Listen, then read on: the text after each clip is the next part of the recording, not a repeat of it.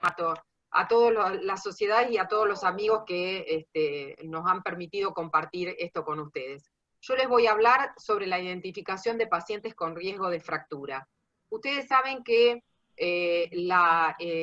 cómo impacta la calidad y la densidad ósea en el riesgo de fractura van a ser uno de los temas, cómo diagnosticar fracturas y la importancia que tiene en su osteoporosis y poder evaluar el riesgo de fractura.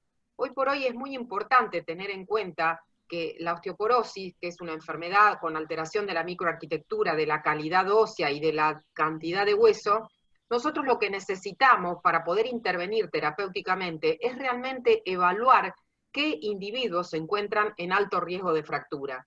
Y tener en cuenta esto para no subestimar el tratamiento, pero tampoco para sobreestimarlo. Y es importante identificar estas cosas. La fractura es el resultado de la osteoporosis y el objetivo que yo tengo con el tratamiento es reducir el riesgo de fractura. Entonces, el impacto que tiene, sabemos que la disminución de la densidad mineral ósea es un gran predictor de riesgo de fractura, que el riesgo de fractura incrementa con la disminución de la densidad mineral ósea, por eso es tan importante conocer esta densidad, y que la densidad mineral ósea medida por densitometría de cadera y columna es un gran predictor de riesgo de reducción de fractura en pacientes que se encuentran tratados con agentes antirresortivos y con agentes anabólicos. Por eso es importante el impacto de la densidad y la calidad ósea en el riesgo de fractura. Nosotros sabemos que se reduce la masa ósea y es un gran factor predictor para fracturas por fragilidad. Pero por otro lado, sabemos que hay un montón de fracturas que se producen en pacientes osteopénicos. Por lo tanto, si nosotros miramos, el número de fracturas en celeste están entre -1 y -2,5, hay un gran porcentaje de pacientes que tienen fracturas en rango osteopénico. Y que por otro lado, el riesgo de fractura en amarillo, el porcentaje de fracturas en amarillo va en aumento con el incremento de la edad. También es importante recordar que cuando yo tengo un paciente que está en osteopenia, el riesgo de fractura se va al doble cuando se encuentra entre -1 y -2,5, y cuando pasa al valor de osteoporosis, esto se cuadruplica. Y por debajo de -2,5, y con presencia de una o más fracturas por fragilidad, cada desvío estándar duplica el riesgo de fractura. Entonces es importante tener en cuenta estos conceptos, porque muchas veces uno se encuentra con pacientes osteopénicos y si no buscamos la fractura vertebral, por ejemplo, podemos perdernos el tratamiento de pacientes con osteoporosis. Por otro lado, algo muy importante a tener en cuenta es la edad del paciente. No es lo mismo un paciente que tiene 50 años que un paciente que tiene 80. La edad es un factor de riesgo independiente de la densidad mineral ósea para el riesgo de fractura. Y si nosotros analizamos, no es lo mismo hombres y mujeres, cómo va a ser la distribución de la densidad mineral ósea en este grupo de pacientes. Entonces, es importante tener en cuenta que yo tengo pacientes de 45 años y el riesgo de fractura de antebrazo, de cadera, de columna, de hombro, va a irse modificando a través de la edad, y esto es importante tenerlo en cuenta también para la decisión de tratamiento. Yo les dije que es muy importante considerar la densitometría, pero recuerden que la densitometría solo me está aportando la cantidad de hueso, y hay una parte que no está siendo medida, que es la calidad de hueso, y es tan importante, por ejemplo, en los pacientes que tienen uso de glucocorticoides. La microarquitectura ósea puede ser medida a través del Trabecular Bone Score, que nos va a aportar algo importante para mejorar la decisión de tratamiento, o la tomografía computada de alta resolución periférica, que nos permite valorar la cortical y nos permite valorar el hueso trabecular. La tomografía computada es menos accesible, pero el Trabecular Bone Score es un software que se aplica a la densitometría en la medición de columna y hoy por hoy también está considerada en las decisiones terapéuticas. Si yo utilizo el Trabecular Bone Score, esto me identifica pacientes con osteoporosis, tanto como la densidad mineral ósea. Los pacientes osteopénicos que tienen un bajo Trabecular Bone Score tienen un riesgo de fractura más elevado que los pacientes con osteoporosis con Trabecular Bone Score normal, porque tienen una microarquitectura alterada.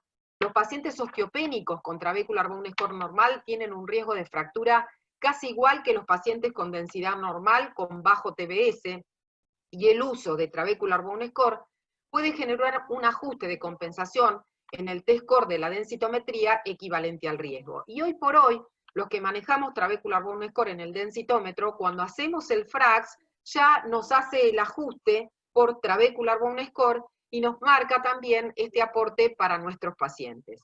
El riesgo de fractura aumenta cuando disminuye el Trabecular Bone Score.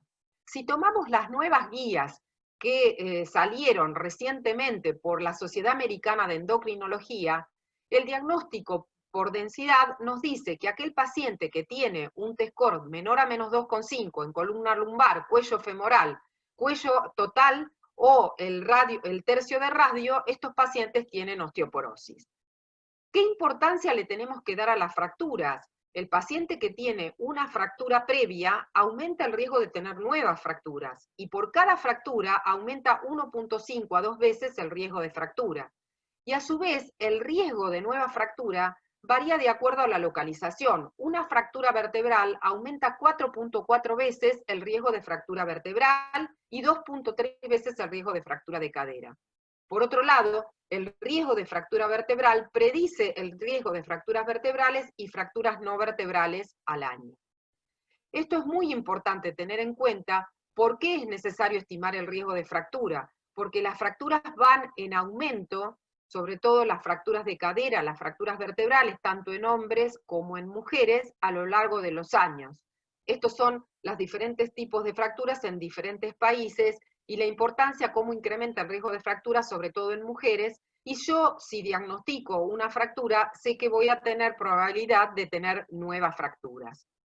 Y esto nos da la probabilidad de incorporar a los pacientes en un riesgo alto o muy alto de fractura. Un paciente que tiene una fractura en su vida tiene un riesgo, una probabilidad 7,3 cuando tiene 50 años, pero cuando tiene 70, la probabilidad aumenta a 20. Por eso lo que yo les decía de la edad, y este es un alto riesgo, y si tiene más de 80 es muy alto riesgo. Y una fractura reciente tiene una probabilidad de volver a fracturarse cuando tiene 50 años de 18%, es muy alto riesgo, y fíjense, cuando tiene 70, esto se incrementa a 31%. Entonces, en estas nuevas guías, cuando yo no solo tengo que mirar la densitometría, si yo tengo un paciente que tiene una fractura por fragilidad en columna o en cadera, este paciente tiene osteoporosis independientemente el valor de su densitometría.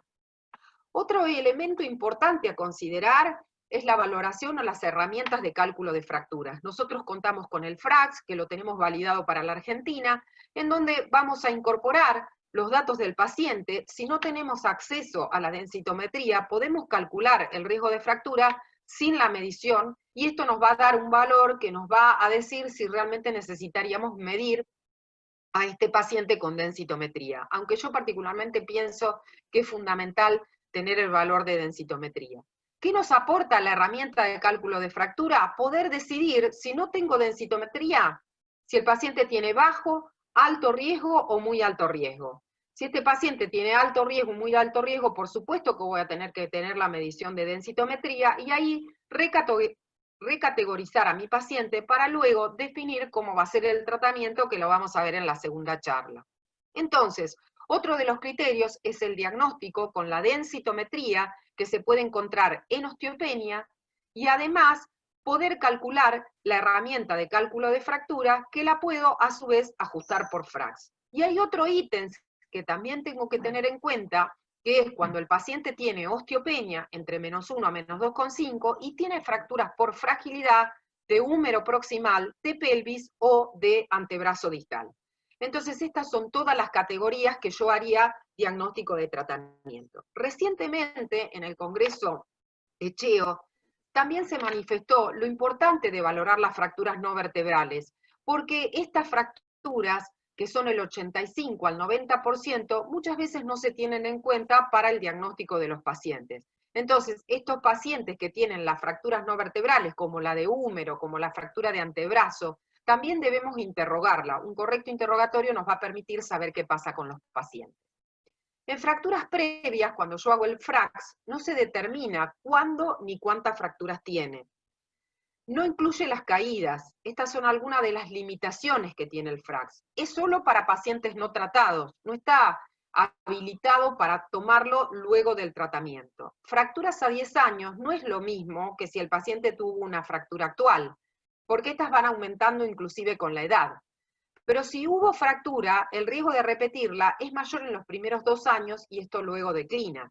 Para personas mayores con osteoporosis, el riesgo a corto plazo es mucho más importante que a largo plazo, especialmente para decisiones terapéuticas.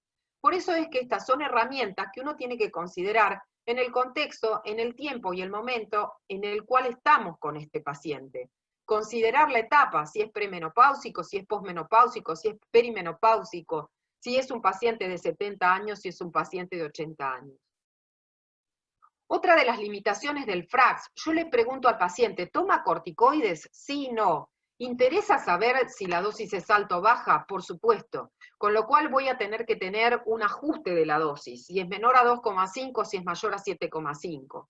Datos de la densitometría de columna lumbar. Si yo evalúo un paciente con corticoides, la densitometría que meto en el FRAX es de cuello femoral y no estoy considerando la columna lumbar.